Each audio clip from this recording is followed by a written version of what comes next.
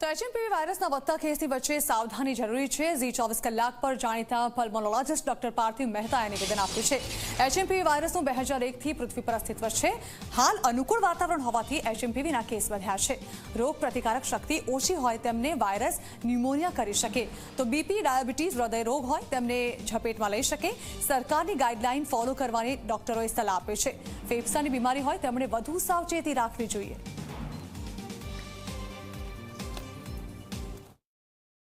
ગુજરાતમાં એચએમપીવી વાયરસની એન્ટ્રી થઈ ચૂકી છે। આ વાયરસ કેટલો ઘાતક નથી, કયા ફેમિલીમાંથી આવે છે, કયા લક્ષણો છે, કયા વ્યક્તિઓને, કઈ ઉંમરના વ્યક્તિઓને ટાર્ગેટ કરે છે, અને સૌથી મોટી વાત કે આનાથી બચવા માટે શું સાવચેતી રાખવી તે અંગે વાત કરવા માટે જોડાયા છે જાણીતા પલ્મોનોલોજિસ્ટ ડૉક્ટર પાર્થિવ મહેતા સર। તેમની સાથે વાત કરીશું। મહેતા સાહેબ, ફરી એકવાર શિયાળો છે અને શરદી ખાંસીના જે વાયરા હોય એવામાં જ એક નવા વાયરસની એન્ટ્રી થઈ રહી છે। તમે કઈ રીતે જોવો છો અને શું સાવચેતી ખાસ લોકોએ રાખવાની રહેશે આમાં? જી નમસ્તે। ઝીના માધ્યમથી હું બધાની સાથે જોડાઈ શક્યો એના માટે તમને ધન્યવાદ। હા, અત્યારે ખૂબ જ જેને હોટ ટોપિક કહેવાય એવું એચએમપીવી એટલે કે હ્યુમન મેટાન્યુમો વાયરસ અને એનાથી થતા ચેપ અને ભારતમાં એન્ટ્રી થઈ ગઈ, બેંગ્લોરમાં આવ્યો, આજે ગુજરાતમાં પણ પકડાયો, એટલે સારી એવી લોકોને ઉત્તેજના હશે અને થોડો ભય પણ હશે। પણ જો સાયન્ટિફિક માહિતીની વાત કરીએ તો 2001થી આ વાયરસ પૃથ્વી પર અવતરી ચૂક્યો છે। કોરોના તો 2019માં આવ્યો, આ તો એનું જૂનું છે।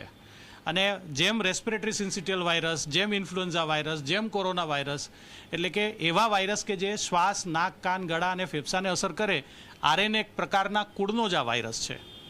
આ વાયરસ સામાન્ય સંજોગોમાં નાક, કાન, ગળા સુધી સિમ્ટમ્સ આપીને પછી ઠરી જતો હોય છે, એટલે કે શરદી થાય, કફ થાય, ખાંસી થાય। કદાચ કોઈની ઇમ્યુનિટી ઓછી હોય અથવા ઉંમર નાની હોય તો એ નીચે ઉતરે તો ફેફસામાં ક્યાંક ન્યુમોનિયા કરે, તાવ આપે, શરીરને ખૂબ બધો થાક લાગે, જેને મલેરિયા કહેવાય, અથવા તો બોડી એક એટલે કે કળતર થાય। દરેક વાયરસની લાઈફ 7 થી 10 દિવસની હોય, પણ જેની ઇમ્યુનિટી ઓછી હોય એને કદાચ એ વધારે નુકસાન કરી શકે એવી સંભાવનાઓ આ ફક્ત એચએમપીવીની નથી, દરેક રેસ્પિરેટરી વાયરસની છે। આપણે તો આજે તો એવું જ લઈએ લાઇટર વેમાં કે આપણને કોરોનાનો રિફ્રેશર કોર્સ કરવા માટે ભગવાને આને પાછો મોકલ્યો છે, કારણ કે આપણે જે ડિસ્ટન્સિંગ કરતા હતા, આપણે હેન્ડ હાઇજીન રાખતા હતા, આપણે જે માસ્ક પહેરતા હતા, બધું ભૂલી ગયા। આપણી બધી મેમરીમાંથી એ બધું ડિલીટ થયું ને, એટલે ભગવાને એક મોકલ્યો કે સારું હવે તું આ જા। ચાઇનાથી આવ્યો છે ને ચાઇનામાંથી પૂરી માહિતી બહાર નથી આવતી એવી આપણી ગયા વખતનો અનુભવ છે, એટલે આપણને ભય લાગવો સ્વાભાવિક છે। ડરવાની જરૂર નથી, આનાથી કોઈ પણ એવી ગંભીર અફવાઓ ફેલાવવાની પણ જરૂર નથી। પરંતુ જો મને શરદી થઈ, જો મને કફ થયો, મને જો ખાંસી આવી, તો મારે મારું માસ્ક પહેરવું, હેન્ડવોશ કરવા, ડિસ્ટન્સિંગ રાખવું, એવી સાદી કાળજી આપણે સામાન્ય સંજોગોમાં પણ લેતા હોઈએ એ જ લેવાની છે। કોઈને ધારો કે નાના બાળકો છે કારણ કે એમની ઇમ્યુનિટી ડેવલપ નથી થઈ હોતી, અને મોટી ઉંમરના લોકો કે જેમને ડાયાબિટીસ છે, બ્લડ પ્રેશર છે, હૃદય નબળું છે, કિડની ખરાબ છે, લીવર ખરાબ છે, અથવા સ્ટીરોઇડ લેવા પડે છે, અથવા કીમોથેરાપી લીધી છે, અથવા કોઈ મોટી સર્જરી થઈ છે એમાંથી રિકવર થઈ રહ્યા છે, અથવા તો સગર્ભા બહેનો છે, અથવા તો જેમણે હજી હમણાં જ બાળ જન્મ આપ્યો છે એવી માતાઓ છે, તો એમની રોગ પ્રતિકારક શક્તિ ઓછી હોવાથી આ વાયરસને કદાચ થોડો છૂટો દોર મળે। પરંતુ સ્ટેટિસ્ટિકલી પણ આ વાયરસ એટલો ઘાતક નથી। આપણે કાળજી લઈએ અને જેને પણ ચિહ્નો આવે એના માટેની આરટીપીસીઆર ટેસ્ટ છે।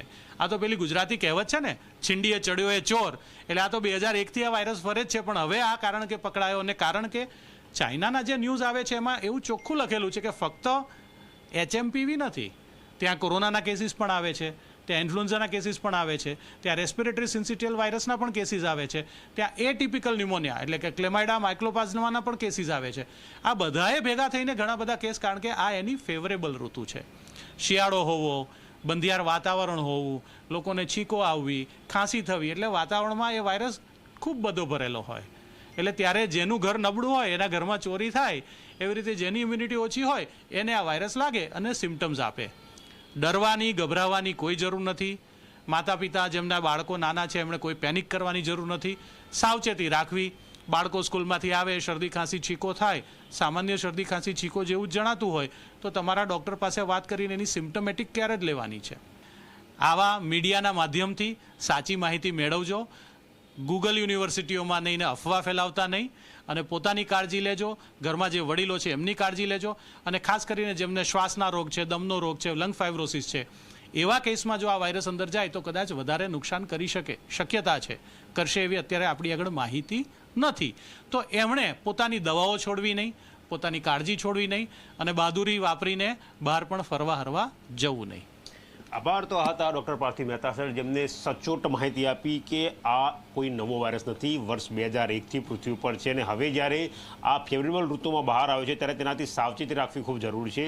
એવો કોઈ ગંભીર છે ને એટલે કોઈ ગભરાવાની કે પેનિક થવાની જરૂર નથી. જો સાવચેતી રાખશો તો ચોક્કસ આનાથી બચી શકાશે. કેમેરા પર્સન એસપી શર્મા સાથે ગૌરવ પટેલ, ઝી મીડિયા.